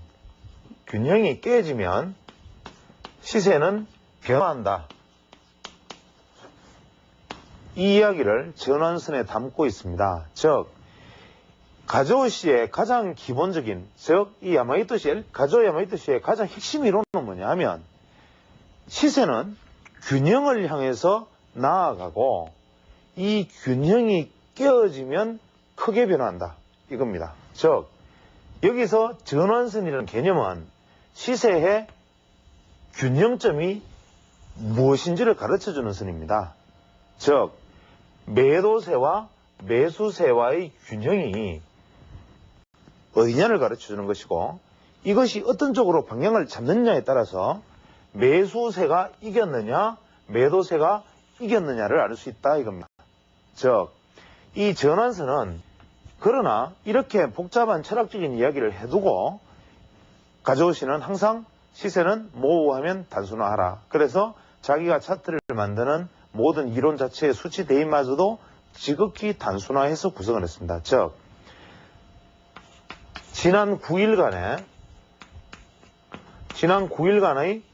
고가와 저가 중에 최고가와 최저가, 최고가와 최저가를 합해서 나눈 것이 전환선이다. 이것이 뭐냐? 이동평균선과 뭐가 틀리느냐 하면, 자 9일간이니까 우리가 9일 이동평균선이라는 가정견을 한번 세워보죠. 9일 이동평균선은 9일간의 주가의 합을 생겼는데, 오늘의 주가가 여기 있으면 이 9일간의 평균치에 오늘의 수치를 더해서 다시 나누기 9를 하고, 또 한 번 더 주가가 올랐다 하더라도 이 평균치에 다시 오늘의 주가를 더해서 나누기 9를 하고 하다 보니까 주가에 비해서 움직임이, 이동평균선이 숫자가 5일에서 6일, 7일, 100일 넘어갈수록 둔해집니다. 반영이 돼봐야 미약하게 반영이 되니까. 그런데 이것은 고가든 저가든 상관하지 않고 지난 9일간의 주가를 전부 평균해서 나눈 것, 평균한 것이 이동평균값이라면, 이 가조시의 전환선, 일목균형표의 전환선은 지난 9일간의 시세가 이렇게 있는데, 시세가 이렇게 움직였다고 가정을 하면 9일간 이 값들은 의미가 없고 최고가를 형성했던 가격과 최저가를 형성했던 가격, 이 두 개가, 예를 들어서 9일간의 저가가 요게 100원이고 150원이고 최고가가 200원을 형성했고 최저가가 80원을 형성했고 다시 110원에 와 있다고 가정을 하면, 현재 이 가조의 전환선에서는 100일과 150원, 110원 이것은 의미가 없는 것이고, 이 9일간의 기간 중에 200이란 수치와 80이란 수치, 이것만이 중요하다. 즉 200 더하기 80원, 280이고 이것을 나누기 2를 하면 140이다. 즉 전환선의 값은 현재는 140이 된다. 이렇게 얘기하는 것입니다. 근데 만약에 그 다음날 상한가가 꽝 치면 어떻게 되겠습니까? 만약에 220원이 됐다. 이 앞에 것 아무런 의미가 없고 이것도 200일도 갑자기 의미가 없어지고 80원과 200원의 차이가 될 것이고 그 다음 상한가 치면 무서운 속도로 전환선이 올라갑니다. 즉 고가를 형성하거나 저가를 형성할 때마다 전환선이 팍팍 꺾이게 되는 것이죠. 그래서 시세의 균형이 얼마나 크게 무너졌는지 혹은 시세의 균형이 얼마나 크게 돌파했는지를 보여주는 것이 바로 전환선이다. 즉 전환선에 대해서 우리가 기억해야 될 것은 뭐냐면 시세의 균형점이다. 그 다음에 기준선은 뭐냐면 시세의 추세를 보여주는 것이다. 시세의 트렌드, 즉 추세의 방향을 알려주는 것이다. 이것이 중요한 이야기입니다. 즉 트렌드, 즉 방향, 추세의 방향을 알려주는 것이다. 이것은 뭐냐면 전환선은 시세의 균형점에서 이것이 위로 갈지 밑으로 갈지는 모르는데 어쨌거나 균형이 깨어지면 순간적으로 움직이는데 이것이 한번 깨어진 균형이 추세를 형성해버릴지 아니면 일시적으로 한번 균형을 깨고 다시 무너질지는 모른다. 그러나 이 기준선의 방향은 시세의 트렌드이며 이것은 추세의 방향을 알고 있다 그랬습니다. 여기서 조금 앞으로 다시 돌아가면 제가 시간론에서 얘기를 하기를 이런 얘기를 했습니다. 자, 변화일이 존재한다라고 얘기했죠. 그럼 변화일은 뭐냐? 제가 대등수치라든지 기본수치 안에서 날짜가 정해져 있다 그랬고 주가가 예를 들어서 오늘이 100원인데 오늘로부터 26일 후가 예를 들어서 기본수치에 해당하는 날이 될 겁니다. 그런데 공교롭게도 만약에 대등수치까지 일치했다고 가정을 하죠. 예를 들어서 지금으로부터 한 25일이나 26일 전에 시세에 변화하는 변곡점이 있었다. 그러면 오늘 날짜로부터 26일째 되는 날 이것이 대등수치로도 의미가 있고 기본수치로도 26일의 의미가 있는 날이 되는데 이 특히 기본수치와 대등수치가 일치하는 날은 이것은 전환일이 될 확률이 높다.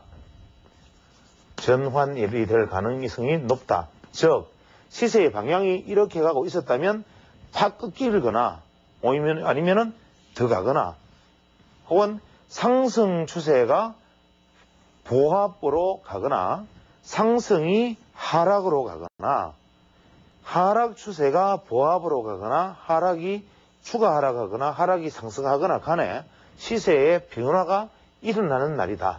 특히 이 기준수치와 대응수치가 일치하는 날 이것은 기본이다. 그런데 만약에 재미있는 것은 만약에 상승 추세에서 전환일을 맞이하면 이분이 말씀을 하기를 전환일에 전환하지 않으면 추세가 강화된다라고 얘기했습니다. 이야기 앞으로 돌아가서 다소 조금 혼돈되시겠지만 전환일에 전환되지 않으면 시세는 강화된다 이렇게 말을 했습니다. 그 다음에 시세는 예측할 수 없고 전환의 지점을 예측할 수 있다. 즉 이 가저우 씨가 말한 일목균형표의 핵심은 뭐냐면 매매의 핵심이 되는 급소일을 아는 것이지 이것이 오른다 내린다를 아는 것이 아니다 이겁니다. 그래서 일목균형표를 가지고 지금부터 주가가 오른다, 지금부터 주가가 떨어진다라고 말하는 것은 일목균형표를 이해를 잘못한 것이고 일목균형표 상에서 주가가 전환일에 도달을 하면 상승 추세에 딱 오면 전환일에 오면 들여다봐야 된다 이겁니다. 들여다보다가 상승하는 추세가 하락 추세로 전환이 되면 이 특히 기본값과 대등값이 일치하는 날에 시세가 도착을 했는데 이것이 방향이 바뀌면 이제부터는 당분간 추세가 완전히 역전될 것이라는 것을 우리가 알고 있어야 된다. 즉 변화일에 상승 추세가 왔다가 변화일에서 꺾이면 이제부터 하락 추세 전환이다. 하락하던 추세가 전환일에 다가왔는데 상승 반전을 하려고 그러면 과거와는 달리 이거는 정말 추세 반전이다. 이렇게 판단하는 것이다. 그러나 전환일이 왔는데 전환이 되지 않으면 추세는 강화되는데 한 가지 재미있는 것은 뭐냐 하면 상승 추세에서 전환일에 전환되지 않으면 상승 추세에서 전환일이 왔는데 하락 전환되지 않으면 추세가 연장되고 하락 추세에서 변환일에 왔는데 반전하지 아니하면, 즉 변환되지 않으면 추세가 강화된다, 이렇게 얘기했습니다. 이 말의 차이가 상당히 있는 거죠. 즉 변환일에 상승하던 주식이 변환일에 와서 하락 전환하지 않으면 비실비실 더 오르는 연장이 일어날 것이다. 하락하는 추세에서 전환일에 왔는데 상승 전환되지 않으면 급나간다. 하락 추세가 강화된다. 이것이 뭡니까? 올려진 물체와 떨어지는 물체의 가속도 차이다, 이거죠. 상승하는 것과 하락하는 것은 근본적으로 에너지가 틀린데, 제가 일전에 그런 말씀을 드렸다시피 하락할 때 하락 종목의 차트를 뒤집어 놓고, 자, 지금 이 종목을 사야 되겠습니까? 안 사야 되겠습니까? 이유는 이 차트를 뒤집어 놓으면 이렇게 고점에서 이제 완전히 천정 모양입니다. 그러면 여러분이 만약에 이 종목을 들고 있다면 여기서 팔겠습니까? 안 팔겠습니까? 그것을 생각해 보면 이 하락 차트는 지금 매수 지점입니다 라고 말하는 사람이 아주 얼치기라고 제가 말씀을 드렸는데, 그 이유는 뭐냐면 하락 차트를 뒤집어 놓으면 상승 차트고 상승 차트를 뒤집어 놓으면 하락 차트다라고 생각을 하면 근본적으로 시장 에너지와는 괴리되는 생각을 갖고 있다는 겁니다. 즉 하락하는 물체와 쏘아 올려진 물체의 에너지는 틀리고, 상승할 때 따라가서 내가 돈을 주고 사야 하는 사람 입장에서는 조심하고 움츠리고 한 번 더 확인하지만, 무너지는 상황에서 심리적 공황에서 투매에 가담하는 것은 그냥 일시적으로 바로 무너진 뚝처럼 쏟아지기 때문에 하락과 상승이 다른데, 이 가져오시는 이것을 간파를 한 거죠. 상승 추세에서 변화일에 도래해서 추세가 변화되지 않으면 상승은 연장된다. 하락 추세에서 변환일에 도래해서 추세가 전환되지 않으면 오히려 강화된다.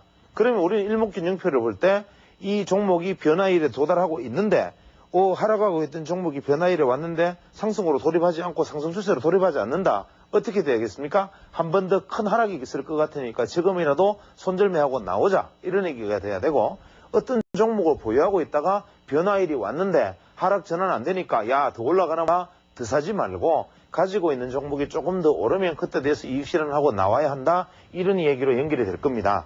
이것이 바로 이 전환일의 개념인데, 여기서 이 전환선의 개념은 이 전환일의 개념과는 틀리지만 매수와 매도의 균형이 깨어지면서 변화하는 것이고, 기준선은 시세의 트렌드가 추세에서의 어떤 방향성을 보여준 것인데, 기준선을 찾아내는 공식은 어떻게 되느냐면 지난 26일간의 고점과 최고점과 최저점을 평균한 것이다. 즉 어떻게 보면 전환선은 단기이동 평균선이고 기준선은 장기이동 평균선과 비슷한 거다. 그러나 이동평균선은 거기에 속해 있는 날짜를 전부 합해서 나누기 한 것이지만, 이 전환선과 기준선은 고점과 저점, 최고점과 최저점만을 취한 것이고, 그 시세의 최고점과 최저점을 나누기 위해서 평균 중간 에너지의 최대 진폭 에너지의 중간값을, 즉 균형점을 취한 것이다. 이게 틀린다 이거죠. 그래서 기준선은 시세 트렌드에서 방향을 알 수 있는데, 20일 이동 평균선은 이미 추세가 상승 전환하면 상당히 오랫동안 가고, 5일 이동 평균선은 추세 전환해도 금방 끊기가 쉬운 것과 같은 이치다. 즉 기준선을 굳이 악의적으로 해석하자면 이 사람 엉터리 아니냐, 26일간 즉 20일 이동평균선의 방향을 놓고 시세 트렌드의 방향을 안다. 그거 당연한 얘기 아니냐 이렇게 생각할 수 있지만 이 사람이 말한 것은 에너지에 주목했기 때문에 최고점과 최저점만을 취하는 것이다. 그 다음에 이러한 두 개가 전환선과 기준선이 형성이 되면 우리는 보통 현재 일목균형표를 공부한 사람들의 거의 대부분의 견해는 이 전환선과 기준선은 큰 의미가 없기 때문에 그리 공부할 필요가 없고 알 필요가 없다라는 얘기를 합니다. 그냥 전환선과 기준선의 매매 기법은 어떻게 되느냐. 이 기준선을 전환선이 골든 크로스 하면 매수다. 이 기준선을 전환선이 데드 크로스 하면 매도다. 이렇게 이 정도로 단순하게 생각하면 된다. 즉 일목균형표를 볼 때 전환선이 기준선을 데드 크로스 하면 매도해라. 전환선이 기준선을 골든 크로스 하면 매수해라. 이렇게 얘기를 하지만 이것은 이동평균선의 개념을 그대로 갖다 대서 대입한데 지나지 않는다. 즉 시세 전체의 평균과 최대 진폭 에너지의 평균은 틀린다. 이것을 지금 이해를 못하는 것입니다. 즉 여기서 우리가 시노하라의 비율을 한번 사례를 들어볼 수 있는데 우리 시노하라의 비율에 대해서 투자자들이 아시는 분이 있을 것입니다. 시노하라의 AB 레이시오라 그러죠. 나중에 이런 어떤 보조지표들에 대해서 얘기할 기회가 있을지 모르겠지만 시노하라의 A 레이시오와 시노하라의 B 레이시오는 26일간의 에너지 중에서 시가 대비 고가와 시가 대비 저가의 합을 26일간 나눈 것, 혹은 전일 종가 대비 고가와 전일 종가 대비 저가를 나눈 것. 이것이 왜냐? 왜 중요하냐? 왜 이것이 전일 종가 대비가 B 레이시오, 현재 시가 대비 고가 저가가 A 레이시오냐? 특히 이 A 레이시오, B 레이시오는 왜 이것이 에너지고 인기고 심리냐? 이것이 바로 최대 진동폭이 주는 것이 시장에 차지하는 비중이 크다. 즉, 이 주가가 이만큼 한번 솟을 수 있었던 그 당시의 여건, 밑으로 이만큼 떨어질 수 있었던 그 당시의 여건들은 시장에 분명히 녹아있는 무엇인가 있다.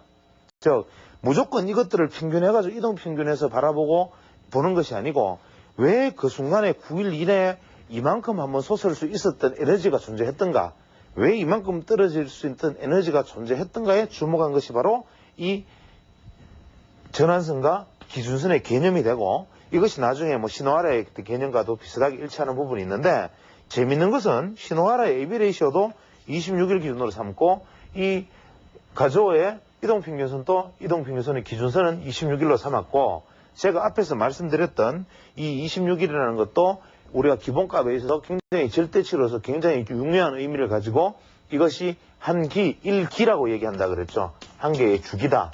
그러면 이 26이라는 의미가 왜 이 사람들한테 그렇게 중요하게 작용을 했던가라는 것을 질문을 해보면, 이 사람의 책에는 뭐 재밌는 이야기들을 합니다.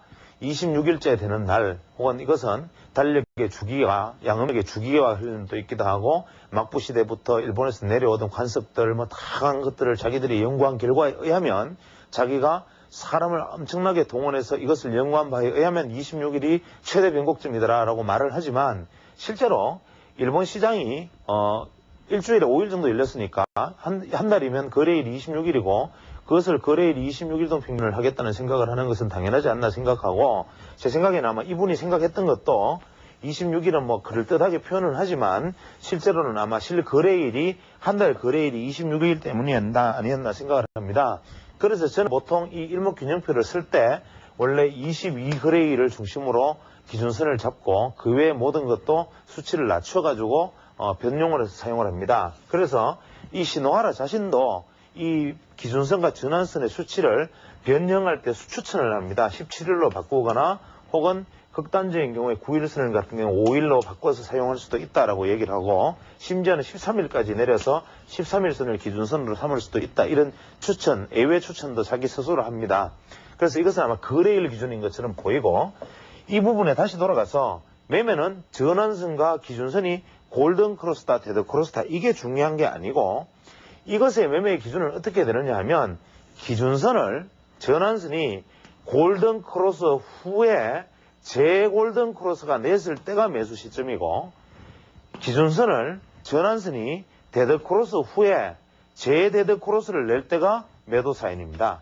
혹은 골든 크로스 후에 지지받고 다시 오르는 이 지점을 리골든 크로스라고 얘기하기도 하기 때문에 돌파에서 지지받거나 돌파에서 재돌파하는 국면을 매수 국면, 그 다음에 매도에서 돌파했다가 다시 데드 크로스 내면 매도 국면, 혹은 돌파했다가 디디고 다시 하락하면 매도 국면, 이렇게 얘기를 하는데, 이 전환선과 기준선의 관계에서 재미있는 것은 뭐냐 하면, 우리가 이 신호하라가 매수호기라고 표현한 시기가 뭐냐 하면, 신호하라의 매수호기는 주식을 매수하기에 좋은 국면은 뭐냐? 이것은 전환선 시세가 전환하고 난 다음에 기준선과 전환선을 뚫고, 특히 전환선을 먼저 뚫고 기준선을 뚫는 것이 당연하겠죠. 이러한 뚫고 올라가서 기준선 위에 시세가 존재를 하고, 종가가, 그 다음에 기준선이 상방향으로 추세를 잡았을 때, 그래서 9일 거래일 동안, 그 다음에 추세를 잡고 난 다음에 9일간 주가가 조정을 받을 수도 있으나, 이 9일간 하락을 한다 하더라도 9일 중에 하루는 반전을 해준다면 이것은 매수의 혹이다. 이것이 뭘 의미하겠습니까? 즉 9일간 계속 하락을 계속 해버리면 이 전환선은 다시 밑으로 완전히 꺾여버리기 때문에 지속적으로 조정을 받아도 9일째 조정을 받아도 고점만으로 형성되니까 전환선은 별로 꺾이지 않는데, 이 마지막 9일째 되는 때까지 하락해버리면 전환선이 꺾여버리니까 이때 반등을 하루만 해줘도 전환선은 꺾이지 않는다. 그래서 9일 이내에 반등만 해준다면 주가가 기준선 위에 있는 한 조정을 받아도 매수를 하고, 전환선을 돌파한 주가가 기준선을 돌파한 주가가 기준선 위에 종가가 놓이고 기준선이 방향성을 상향으로 잡았을 때는 매수하기에 아주 좋은 혹이다. 이 전환선 기준선 안에서는 이런 이야기합니다. 나머지 이야기는 다음 시간에 이어서 계속해 나가도록 하겠습니다.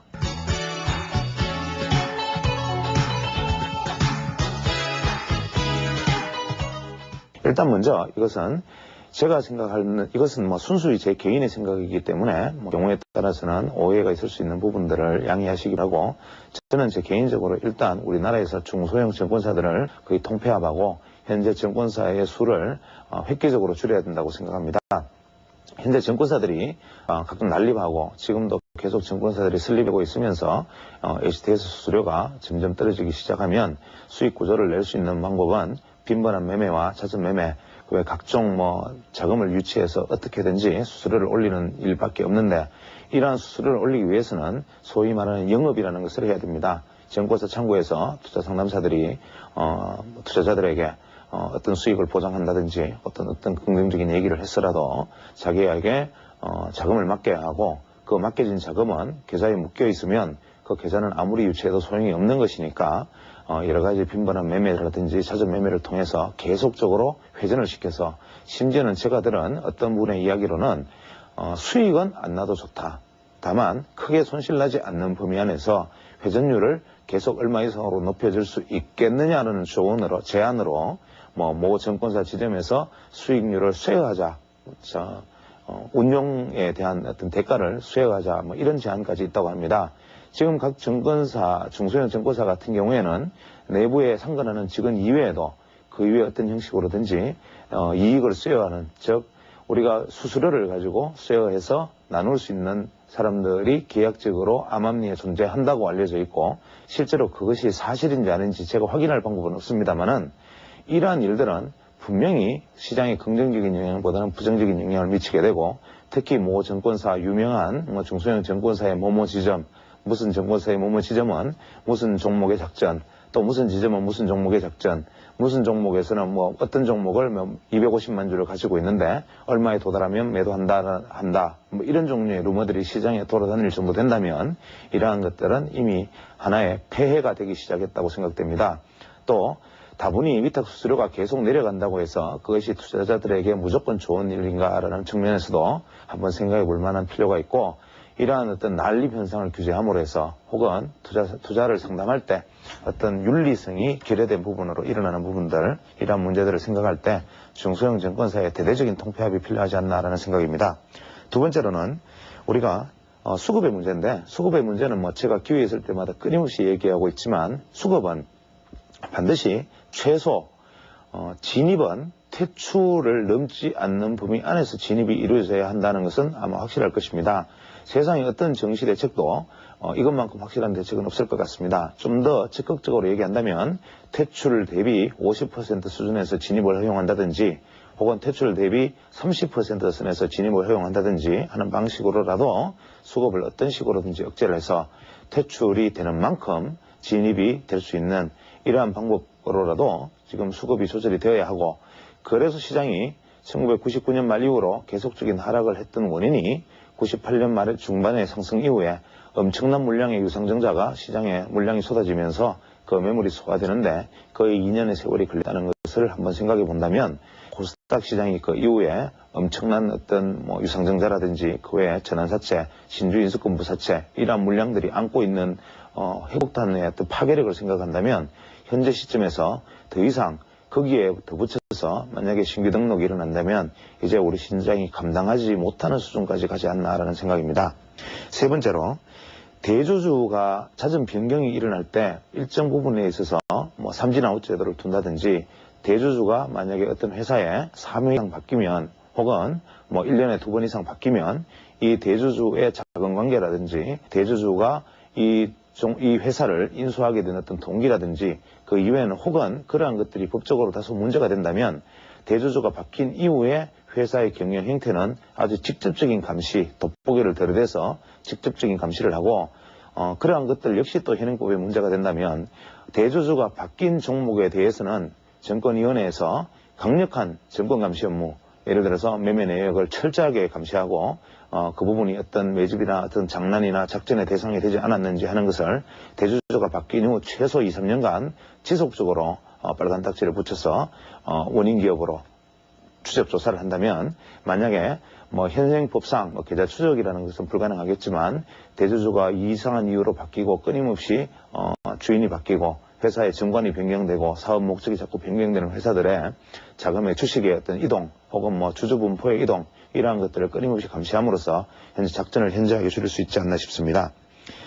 네 번째로는 공정한 어떤 민간 모니터를 위촉해서 정책 당국에서 한번 운용해 보는 것이 어떨까라는 생각입니다. 보통 작전 세력을 발본색원해야 된다라는 주장이 있을 때마다 이러한 부분들에 대한 어떤 대응은 항상 작전이 일어나고 이미 한탕을 하고 수많은 피해자들이 피해를 입고 난 이후에 그로부터도 한참이 지나서 관계기관에서 그것을 인지하고 그것을 처벌을 하는 흉내를 내는 것, 이것이 우리 시장의 관행입니다. 그것은 물론 정권위원회에서나 그 외 정부 당국에서도 사실은 모든 주식시장의 어떤 흐름을 다 감시하고 들여다본다면 그것만 담당하는 공무원이 엄청나게 존재를 해야 될 것이기 때문에 현실적으로 불가능한 일인 것은 분명합니다. 따라서 시장을 항상 들여다보고 있는, 시장에 대해서 잘 알고 있는 민간 모니터 요원들을 위촉해서 만약에 어떤 자문기구를 둔다면 이러한 자문기구들은 시장에서 일어나는 어떤 비정상적 행동을 사실은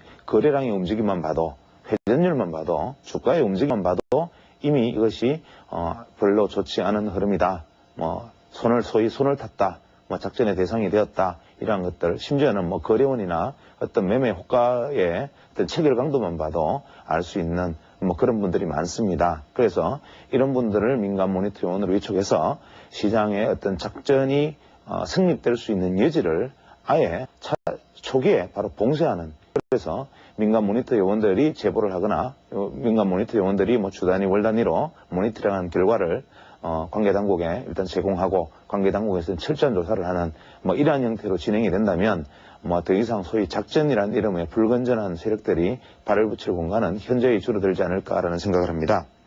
다음으로는 현재 주식시장의 위탁 수수료를 오히려 대폭 인상해야 된다라는 생각입니다.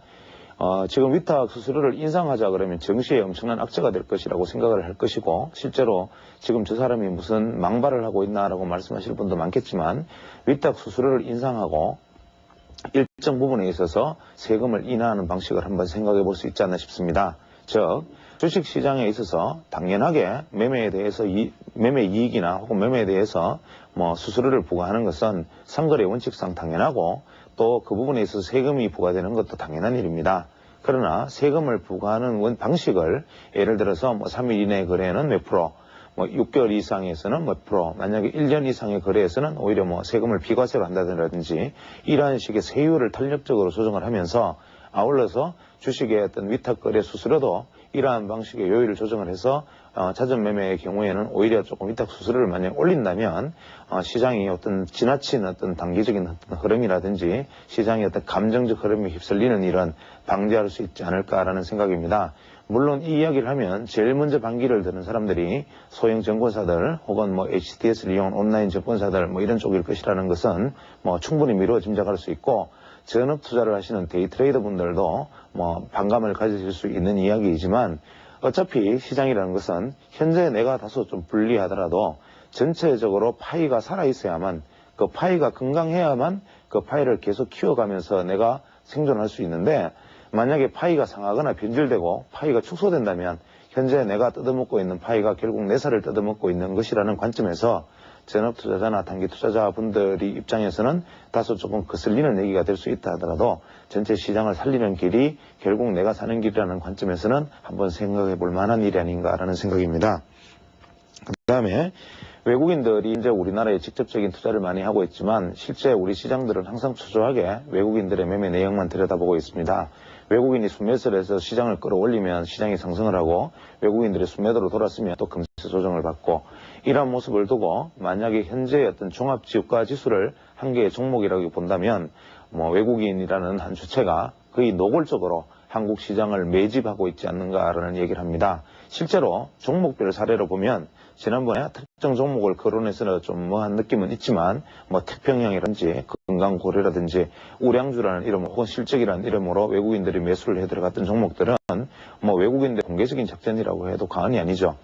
물론 이러한 작전들은 노출된 작전이기 때문에 그것을 부정적인 의미에서 작전이라고 볼 수는 없고 그저 외국인 투자자들이 수급상 이러한 충분한 논리를 내세워서 매수를 해서 뭐 얼마든지 주가를 끌어올릴 수 있는 종목의 힘이 있는 것을 보여줬습니다. 따라서 외국인 투자자들이 현재 정시의 한 축을 바치고 있는 상황에서 외국인 투자자들이 지속적으로 유입될 수 있는 방법은 외국인 투자자들에게 어떠한 새로운 혜택을 주는 것보다는 오히려 외국인들이 계좌에서 주식을 팔고 매도하고 남은 자금들을 본국에 송환하지 않고 그것을 충분히 운용할 수 있는 법적 공간을 허용해 주는 것이라고 생각합니다. 예를 들어서 주식을 매도하고 남은 매도 자금을 국내에서 뭐 콜금리 이상의 어떤 이윤으로 보통 어떤 금융기관에서 한 번씩 일단 운용을 해주고 있는 것으로 알고 있습니다. 이러한 어떤 운용에 대해서 좀 더 약간 자율성을 부여한다면 외국인 자금들이 안정적으로 유출입이 되지 않고 안정적으로 좀 고여있지 않을까라는 생각을 하게 됩니다. 마지막으로 우리가 보통 주식 투자에 있어서 가장 중요한 부분들 우리가 가처분 주식 투자에 있어서 가장 간과하기 쉬웠던 부분들에 대해서 한번 생각해 보아야 하지 않을까 싶습니다. 보통 무출펀드라든지 각종 연기금이라든지 이러한 어떤 이름으로 우리가 투자되어지는 부분 특히 지금 장기증권저축이라는 이름으로 투자되어지는 부분